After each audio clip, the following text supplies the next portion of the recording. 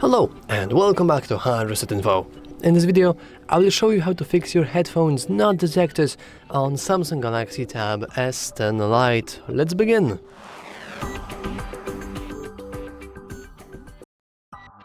So, how could you possibly troubleshoot your headphones not being connected? Well, there are a couple of things that could have went wrong.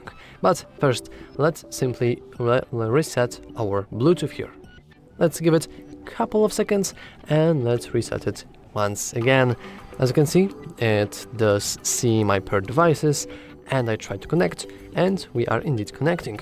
Now I am connecting only because my headphones are turned on, so even though your headphones may not have a LED, though most of them should have a LED that should blink when it's activated yet not connected, you can use that information, use that LED light to get info about is it connected, is it turned on, is it in pair mode, etc, etc. Now, in terms of pair mode, it's actually a very smooth transition, but we can try to repair our headphones. We can do that by expanding the control center, pressing and holding the Bluetooth, and then clicking details. Now, we want to go into cogwheel of our device and simply hit unpair in the bottom right corner. So let's hit unpair. And now we must enter pairing mode via our headphones. So first, as you can see, this little flashing means that the device is turned on but is not connected to anything. So let's turn it off. As you can see now, it should stop blinking. Exactly. And I want to press and hold for more than 5 seconds.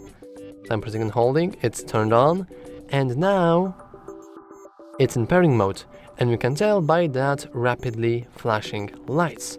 And now once it's in pairing mode, we can hit scan. We should see on the list our Philips headphones. Of course, it doesn't really matter what type of Bluetooth device you have. And now we want to go and pair, and we are paired. Though there is still a very high chance that this might not work for you and that you've already done that and tried that and it failed. What do you want to do then? Well, that's a very important question, and to be honest, it's very hard to answer because it's hard to predict what went wrong. My guts would say that it's headphones' fault because normally your Bluetooth on your device should be fine. However, we can just test that by playing a little diagnostic game, and you can do that by, for example, taking your headphones, let's say they are the faulty ones, but we are not sure, and let's try to pair them not with our device, because we still don't know if it's our device that's broken or the headphones, and we want to try to pair our headphones with, for example, our friend's device, or a family member's device, or whoever device.